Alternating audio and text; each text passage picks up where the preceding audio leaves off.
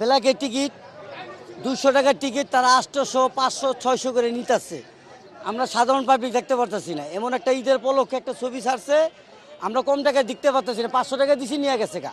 এই যে গ্যাঞ্জাম করে টাকাগুলি নিয়ে গেল গা, ঠিক আছে। ব্ল্যাকগুলি যদি হেরা সবাই মিলে আমরা এটা না করি, তাহলে হেরা অবৈধভাবে চালাই যাব।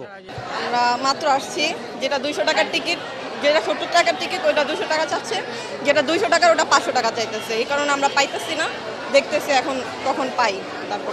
কথা বলতে আসলে সিনেমা আমি ওরকম দেখি না, বাট আসলে অনেক হাইপ দেখতেছি।